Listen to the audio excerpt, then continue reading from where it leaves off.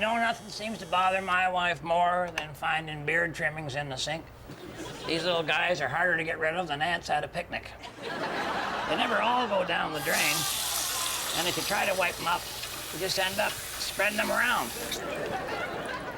This made me think there must be a faster, smarter way to deal with the situation. Well, faster, anyway. So here's what you do. Before starting to trim your beard, put on a good thick layer of our old friend, gunpowder. You know, in the old days, they used to powder wigs. This is a lot more practical. Okay, step 2, just trim your beard over the sink, same as usual. Unless you're a chain smoker, in which case you should probably be outside. Because if you're not, you will be.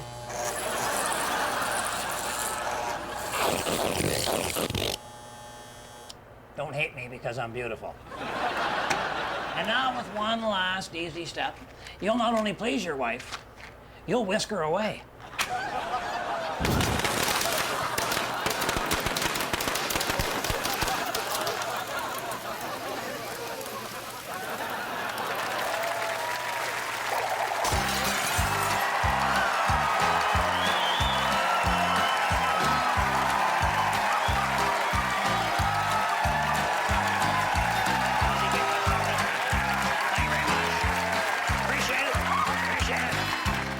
Big week up at the lodge this week.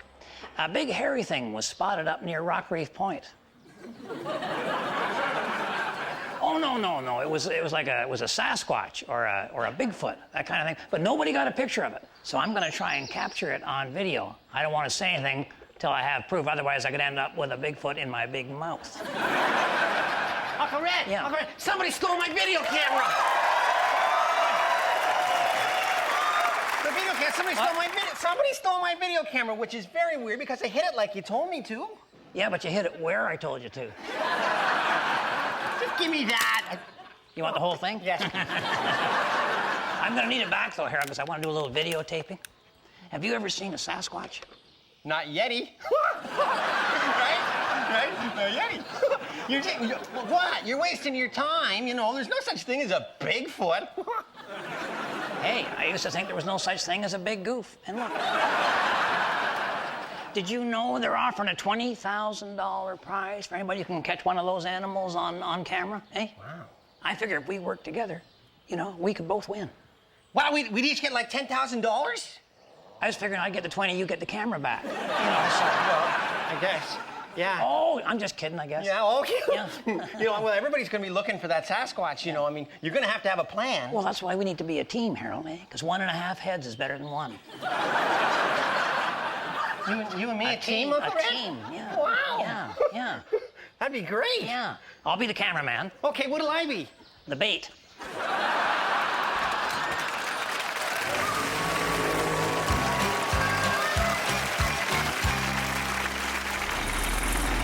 It's time for the Possum Lodge word game! Wow, this is fun. And today's winner receives this coupon for a weekend with a grizzly bear. It's a real live grizzly bear taken from the wilderness and brought to your home for 2 days and 2 nights of non-stop excitement. Warning, do not wear anything salmon colored. Okay, Bonnie, cover your ears. Okay. Uncle Red, you have 30 seconds to get my fiancée, Bonnie, to say this word. Man. Man. Yeah, all right, Harold. And go! Okay, Bonnie, this person is the head of the household. Mom. Okay. In the Garden of Eden, what was Adam? Eve's assistant. No. Okay. If one of the lodge members does something incredible, the other guys will say, "You are a real Idiot. No. Okay, Bonnie. What is the opposite of woman? Whiner. No. Okay. A girl grows up to be a woman. A boy grows up to be a... Bigger boy. No. Okay. Oh, I know. What has more muscles than a woman? A seafood casserole. Not because that's true a little bit. I'm surrounded here. Okay, Bonnie, you're gonna marry Harold, and you're gonna make a what out of him? A lot of babies.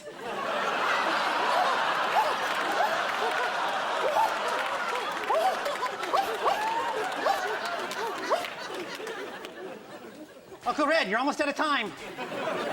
You should talk. All right, Bonnie. What am I? Well, okay, but I hope you can take this like a man. Yes.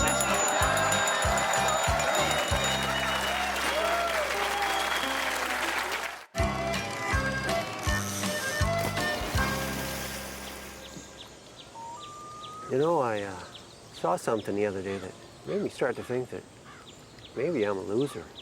What'd you see? Full-length mirror? Thanks, Red. No, a guy I went to high school with made the papers. Oh, I've been in the paper several times. Yeah, in the be on the lookout for section. Any publicity is good publicity. All right. They had a big article about this guy. Oh, yeah. No, I hear you. Nothing worse than seeing a picture of somebody, you know, standing in front of the opening of their new Mercedes dealership. No, this guy, he graduated when I did, but he was in the obituary section. Oh, boy. Yeah. My first reaction was a deep, sincere, tearful laugh. You blew it, buddy. Cigarettes don't look so cool now, do they, Mr. School President? And then it hit me like a wild raccoon. That guy was 3 years younger than me. Well, you said you graduated when you did. Yeah, and you never failed a grade? Anyway, it made me realize I'm living on borrowed time. Better than living on prison time. Yeah. I could go just like that. I could go at any time. It's beyond my control. I could just go and that would be it. Yeah, well, when I feel like that, I take Kaopectate. All right, look at it this way. The average person lives to be 80 years old. This guy that died was probably around 40. That means that you're going to live to be 120 just to bring the average up to 80, see? Oh. Yeah, so I am gonna live to be 120 years old. That's right. Okay. Yeah. Huh. Wow. I wonder what it'd be like to be that old.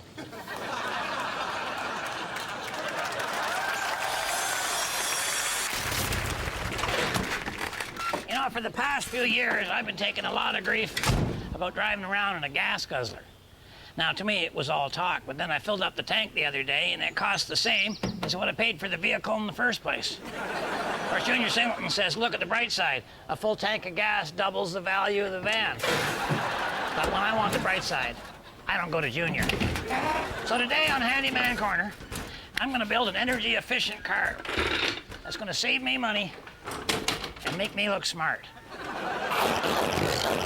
You know, the key to an energy-efficient vehicle is really the weight. The lower the weight, the less horsepower you need, which is why you never see a 200-pound jockey. And of course, the simplest way to keep the weight down is to keep the size down, which is why you never see a 6'4" jockey either. Okay, well, I've got the weight down, I got the size down, but I still got to compromise, which is fine. Most Lodge members welcome compromising positions. For example, I'm running this vehicle off of a 4-polisher motor powered by a car battery running through an inverter. The good news is I don't have to buy gas. The bad news is I don't have enough power to turn the wheels. So I'm going to use the chain and sprockets from this 10-speed bike to give myself a little mechanical advantage. You've seen those guys riding up a steep hill where their feet are going like 100 miles an hour and the bike's only going 3. Kind of like Buster Hadfield's mouth compared to his brain. Well, that's how I'm going to make this vehicle work. That's the compromise. I'm happy to give up speed to make the vehicle more efficient. Am I turning into a dork? Well, it wasn't easy, but I got my 10-speed chain drive hooked up, wired to the car battery, which I mounted here. So this is almost like one of those fancy heated seats. We're a little cramped for space on this unit. Next week I may add a trailer hitch back here. All right, let's take her for a little test spin, shall we? Maybe I'll go by the gas station, show them how my thumb can touch my nose while my fingers do the hula.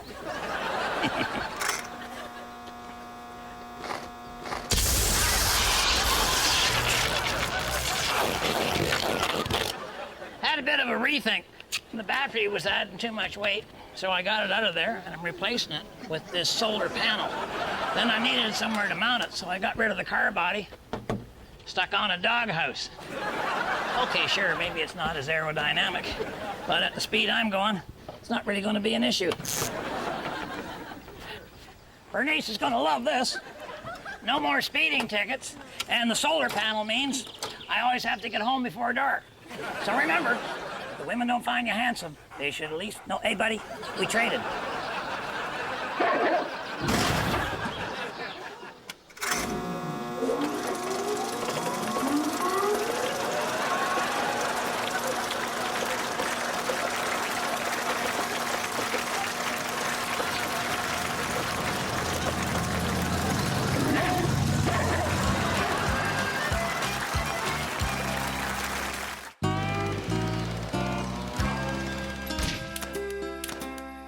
I was watching a stand-up comic on TV the other night, and I noticed a funny thing. It wasn't his act. Comedians don't tell jokes anymore. It's all observations now. And there's a difference. If someone says you put on a few pounds, that's an observation. If they say they just picked you out on a satellite map, that's a joke. But the sort of jokes I really miss are the classics. The ones that start with something good like, 2 penguins walk into a bar. Or Elmer Fudd and Heather Locklear are fly fishing. Or a lawyer, and then pretty much anything after that. And a joke is supposed to have a punchline, like, I've heard of smoking your bratwurst, but this is ridiculous. Or, sweetheart, I was talking to the duck. Or, that's not the canoe, but keep paddling. Somewhere along the line, jokes fell out of fashion, and I think it's high time we brought them back. And I'm not the only one who feels that way. Take my wife, please. Remember, I'm pulling for you. We're all in this together.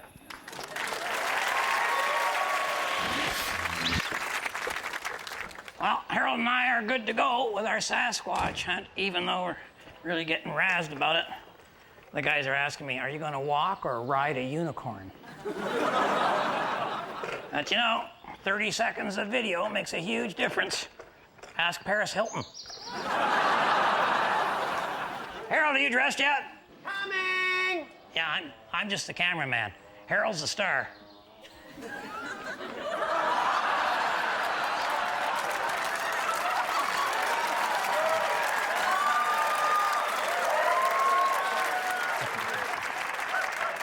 This looks stupid. Well, sure, it looks stupid to us because we're not Sasquatches. It's like, normally you look goofy to me, but to other people, okay, that's a bad example. Why are you wearing camouflage? Well, I thought I would blend into the forest. I don't want to spook the Sasquatch. Well, maybe just take your shirt off. He'll think he's at a family reunion. No, Harold, you're the bait here, okay? You got the female costume. You're the attraction. Really? Yeah. Now, let me see you walk like a female Bigfoot. Oh, okay. Yeah. No, Harold. You gotta sell it. You gotta sell it. You gotta lead with the hips. You gotta work it, Harold. Work it. Yeah. That's it. Work it. Really work it. Whoa. Back it off a notch. You're a lady. Oh, okay. Yeah. Okay, no, that's good. All right, now, imagine that I'm back over here with the camera, yeah. Okay? Okay. And then the Sasquatch comes over, he sees you, okay? Oh. He grunts a little bit. Now, he may put his arms around you like, but I want to see his face, right? Oh. So you want to move him around. Yeah. See? Okay. Get him around like that. Move him like that. And then get right on the camera. Yeah. So like that. That's what I'm doing. All right, this is a bit of a typo. It should say, we learn me good. They're having indoor soccer at the local school. So luckily it's a big parking lot. A lot of time for me to stop there. And a bunch of us, we're going to go in and take on whatever team showed up. We got some skills, I think, you know. Don't judge it by Dalton. And so in we go right into the gym there, expecting to see, you know, a bunch of guys like ourselves. And instead of that, it's the scrawniest, most pathetic-looking team of soccer players you're ever going to see. It's like, look at these guys. But then, you know, they start kind of moving the ball, and they're kind of, hey, these guys aren't. So Dalton's going to show them here. This is our style. Oh. So we dropped the ball, and you know, we got off to kind of a slow start. I thought, you know what, somebody should play goal, don't you think? And I don't think it should be me. So Winston says he's going to take over because he's had some experience in goal. Yeah, and it was a much better form missing. And then, okay, so now it's 3-0, and okay, now 4-0, and now Dalton's gonna you get out of there. Dalton's gonna take over. And there's now it's 5-0, 6-7, 8-0. All right, so the bunch of us all go in goal. 9-0. Okay.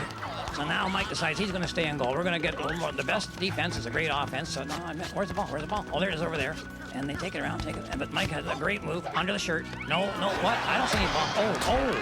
Oh. So the ball comes free.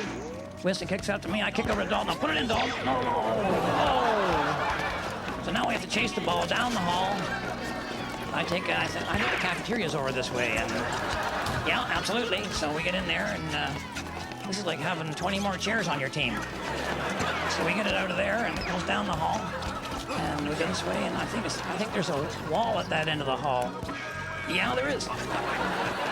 And we get her going, and then Winston, and he lifts one, hits the ventilating pipe, bounces off, then down the pipe. Now we got to follow the ball all the way down. Still, it's in our possession, though. And it takes us all the way back into the gym, and looking good. Knocks the bend off that end. Oh, it's a backdoor shot off, Mike. 11-0. Wow.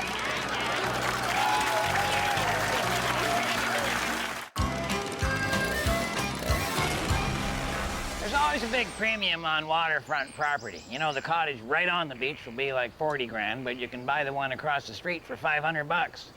I'm just talking about real estate values in our area. Yours may not be that high. Of course, what you're paying for is access to the lake so that you can go fishing anytime you want. But what if there was a way you could still go fishing, even though you were a fair ways back from the water? I've just converted my flagpole into an intercontinental ballistic fishing rod. Now I can fish right over my neighbor's property. You've heard of the one that got away? This'll be the one from a block away. I ran the deep sea fishing line up through the eyelets of the flagpole, hooked the lure onto the possum fan. Now I just need to add a little tension. Bernice always says I'm good at that.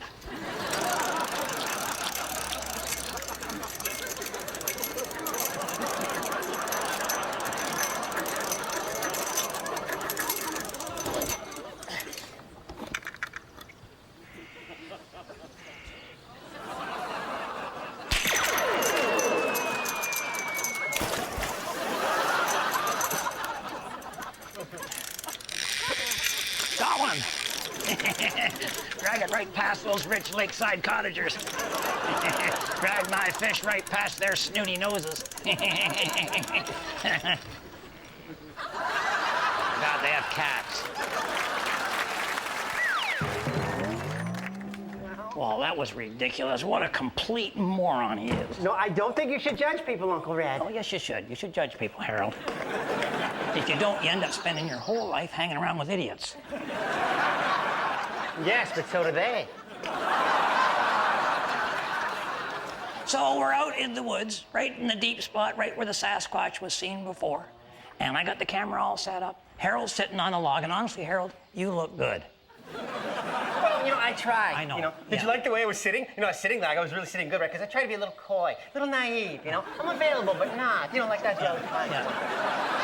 Well, you've been practicing your whole life, Harold, so that helped. And then, all of a sudden, out of nowhere, comes a Sasquatch. Well, all I can think is, I hope I can work the camera. And all I can think is, I hope it's not mating season. You know, and he comes over and he embraces Harold like we rehearsed. I didn't let him touch me, Uncle Red. Good girl. Okay.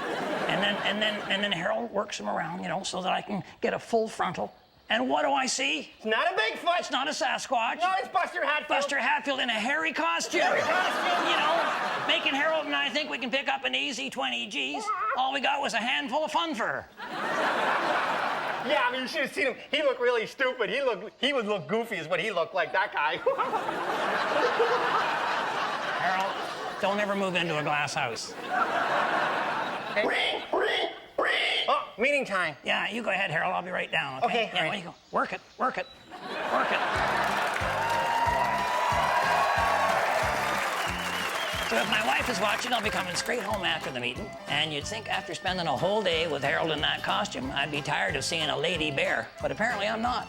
And to the rest of you, thanks for watching. We have myself and Harold and the whole gang up here at Possum Lodge. Keep your stick on the ice.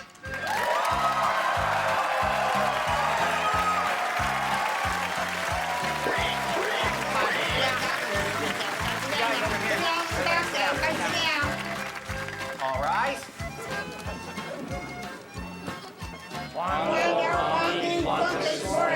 Sit down. Bow your heads for the man's prayer. I'm a man, but I can change if I have to, I guess.